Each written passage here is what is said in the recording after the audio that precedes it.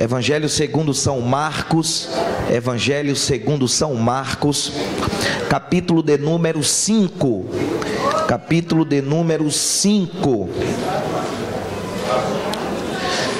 Evangelho segundo São Marcos, capítulo de número 5.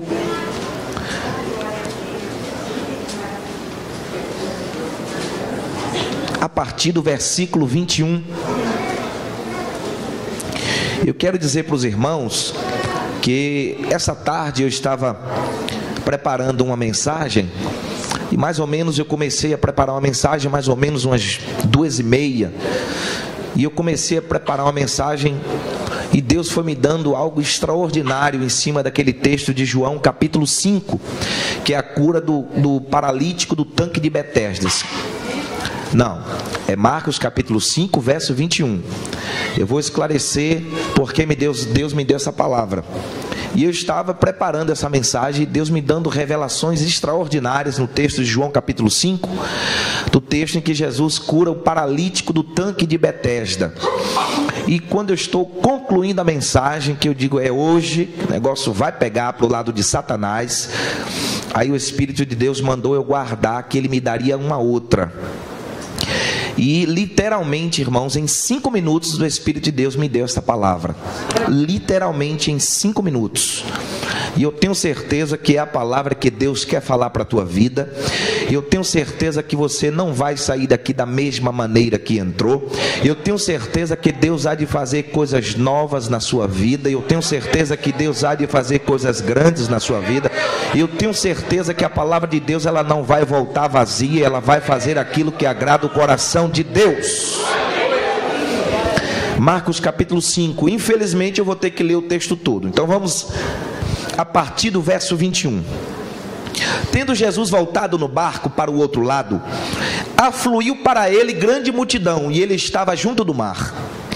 Eis que chega a ele um dos principais da sinagoga, chamado Jairo, e vendo-o prostra-se aos seus pés, e insistentemente lhe suplica: minha filhinha está à morte, vem, impõe as mãos sobre ela, para que ela seja salva e viverá. Jesus foi com ele, grande multidão o seguia, comprimindo-o. Aconteceu que certa mulher que havia 12 anos vinha sofrendo de uma hemorragia, e muito padecera à mão de vários médicos, tendo despendido tudo quanto possuía, sem contudo nada aproveitar. Antes, pelo contrário, indo a pior.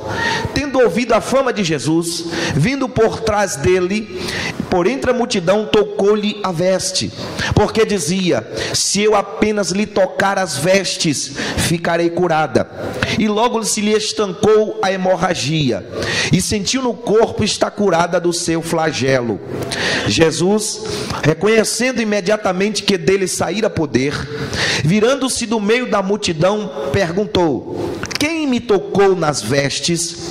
Respondeu-lhes seus discípulos: vês que a multidão te aperta e dizes: quem me tocou? Ele, porém, olhava ao redor para ver aquela que fizera isto.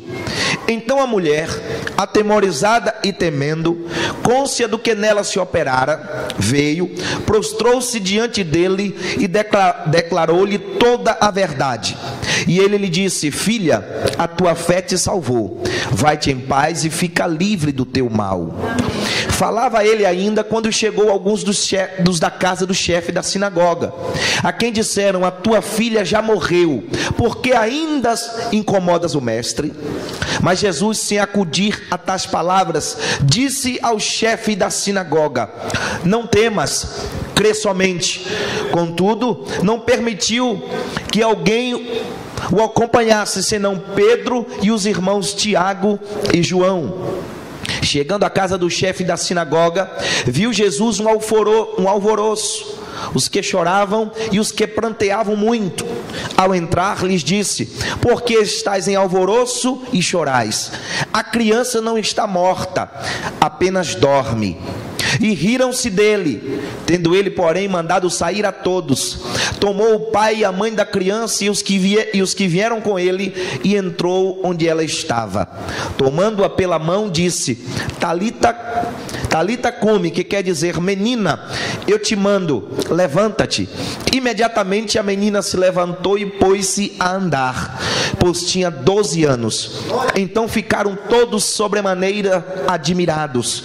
Mas Jesus ordenou-lhes expressamente que ninguém o soubesse, e mandou que desse de comer a menina. E você diz alguma coisa bonita. Esse texto da Bíblia Sagrada é muito conhecido, muito conhecido.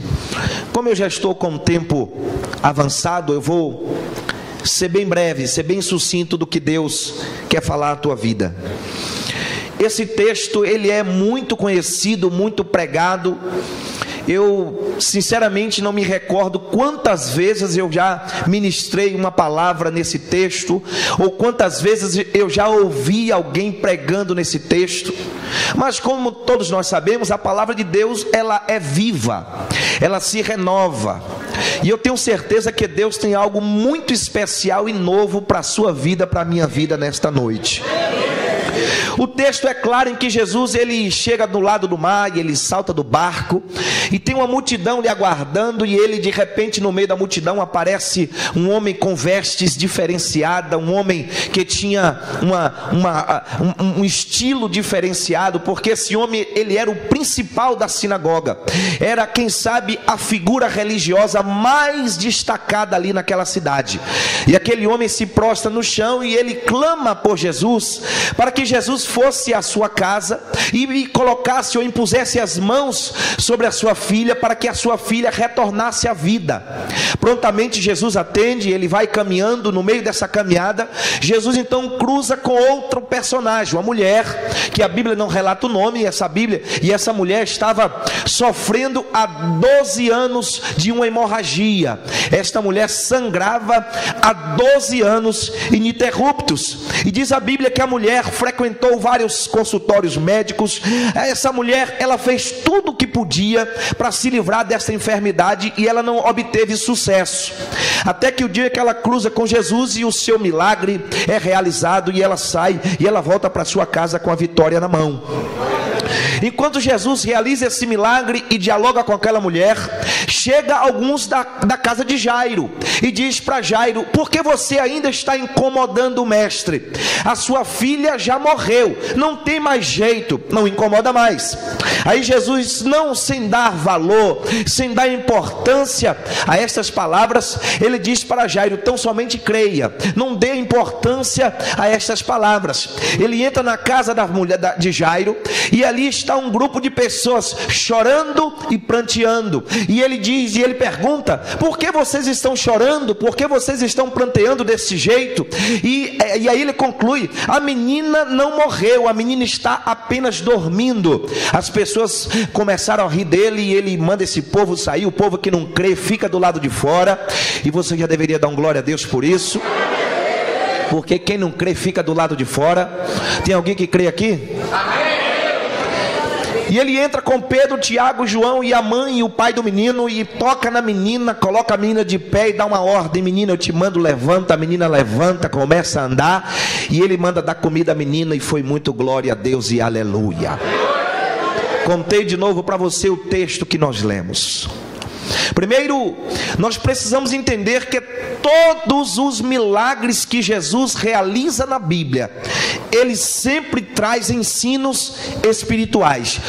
Todos os milagres que Jesus realiza na Bíblia, não é apenas um milagre em si, mas o ensino, o contexto, tudo que está envolvido naquela história, nos traz ensinamentos extraordinários. Eu tirei 4 ensinamentos para a nossa vida, baseado nesse texto, nessa história que nós lemos.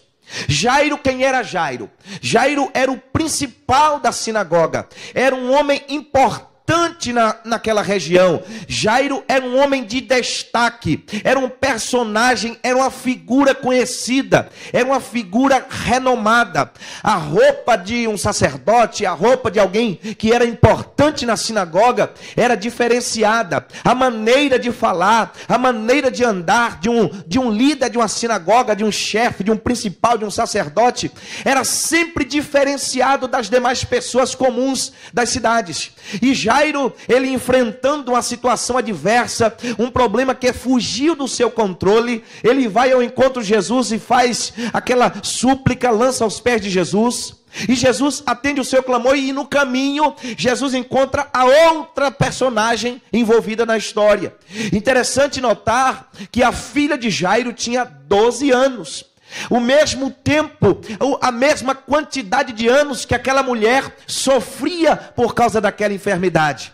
Havia ali uma história, havia um contexto de anos vivido por essas famílias, por essas duas pessoas, que Jesus reservou o dia especial para mudar a história dessas pessoas. Eu não sei há quantos anos você está sofrendo por alguma coisa.